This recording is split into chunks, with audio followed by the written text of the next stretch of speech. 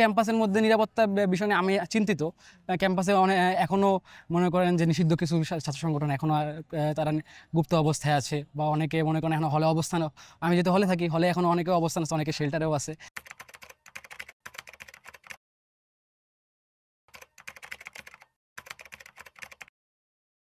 যদি আপনি মনোনীত হন, ছাত্ররা যদি আপনাকে ভোট দেয়, তাহলে ছাত্ররা কি পাবে? তারা যদি মনে করে যে আমি তাদের জন্য যোগ্য, আমি তাদের জন্য কাজটা করতে পারবো, তাহলে তারা ভোটটা আমাকেই দিবে। এই যে আমি ফজলুল হক মুসলিম হল থেকে দাঁড়াইছি, আপনি জানেন যে ফজলুল হক মুসলিম হল থেকে একটা ইনসিডেন্ট ঘটেছিল, তোফাজ্জল হত্যার ঘটনা ঘটেছিল। এখন আরও অনেক কিছু ইনসিডেন্ট ঘটার কারণে এখন আমাদের হলে একটা নিরাপত্তার বিষয়টা আছে।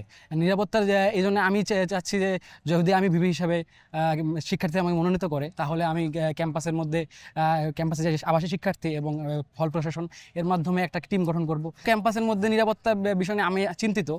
ক্যাম্পাসে এখনও মনে করেন যে নিষিদ্ধ কিছু ছাত্র সংগঠন এখনও তারা গুপ্ত অবস্থায় আছে, বা অনেকে মনে করেন এখন হলে অবস্থান, আমি যেহেতু হলে থাকি, হলে এখন অনেকে অবস্থান আছে, অনেকে শেল্টারেও আছে। এছাড়াও আমাদের ক্যাম্পাসের মধ্যে আবাসিক একটা সমস্যা আছে, আবাসন সংকটটা খুবই আমাদের যে সায়েন্সের হলগুলোর মধ্যে আশেপাশে যে হলগুলো আছে তাদের থেকে আমাদের ফজলুল হক মুসলিম হলে একটু বেশি আবাসন সংকটটা বেশি হওয়ার কারণে এখন আমাদের সমস্যাটা হয়েছে, আমাদের যারা নতুন যারা 22-23-24-25 সেশন যারা আসছে, তারা অন্য হলে উঠে গেলেও আমাদের হলে উঠতে পারতেছে না, শুধুমাত্র আবাসন সংকটের কারণে। এখন আমি চেষ্টা করব যে যারা হল প্রশাসন যাতে এটা সুষমভাবে বন্টন করে, অথবা আমাদের একটা অ্যালোটি একটু কমিয়ে দিক, অথবা যারা যদি সব অক্ষম হয়, তাহলে অ্যাটলিস্ট যারা স্টুডেন্ট যারা নতুন ভর্তি হতে গেছে তার আগ পর্যন্ত তাদের জন্য একটা বৃত্তির ব্যবস্থা হয়, আবাসন একটা বৃত্তির ব্যবস্থা করতে পারি।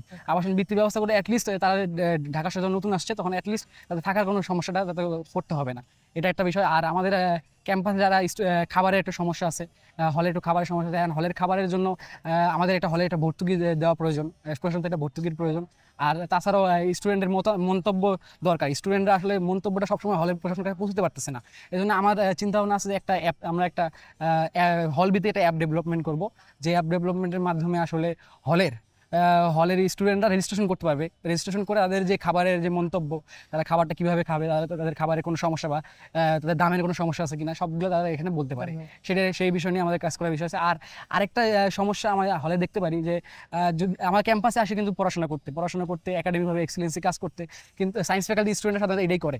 কিন্তু সমস্যা হয়েছে কি, অনেক আমাদের আশেপাশের পরিবেশটা, হলের আশেপাশে যে পরিবেশ, এই পরিবেশটা আসলে আমাদের অনেক ছেলেদেরকে বিপদগামী করে দিচ্ছে। যেমন মনে করেন আমাদের আশেপাশে মাদকের একটা সমস্যা, আগে সোহরাওয়ার্দী উদ্যানে এই সমস্যাটা ছিল, কিন্তু সোহরাওয়ার্দী বন্ধ করে দেওয়ার পরে এখন এই জিনিসটা আসলে আমাদের কার্জন হলের দিকে এবং তিন নেতার মাজার বা আশেপাশে চাংখারপুল সব জায়গা দিয়ে মধ্যে ছড়াই গেছে। এখন এই জন্য মনে করেন অনেকেই আসলে মাদকের দিকে ঝুঁকে পড়তেছে। এখন আমি যদি ভিভি নির্বাচিত হতে পারি, তাহলে আশা করবো এটা আমার পক্ষে একা সম্ভব না, আমি আমার যে আশেপাশে যে 3 হল বা আশেপাশে যারা প্রশাসন আছে তাদেরকে একত্র করে একটা টিম গঠন করব, যারা আসলে ইয়েতে থাকবে, মানে প্রশাসন হল প্রশাসন এবং বিশ্ববিদ্যালয় প্রশাসন এবং পুলিশ প্রশাসন সবগুলোকে একত্র করে আমরা সরাসরি এদের বিরুদ্ধে একটা কাজ করার চেষ্টা করবো। আর চাঁদাবাজি, বিশেষ করে এটা মেনলি আসলে চাঁদাবাজি বা সিন্ডিকেটের মাধ্যমে এদেরকে আমরা আসলে এখান থেকে সরাই দেওয়ার আমি চেষ্টা করবো। অনেক ধন্যবাদ।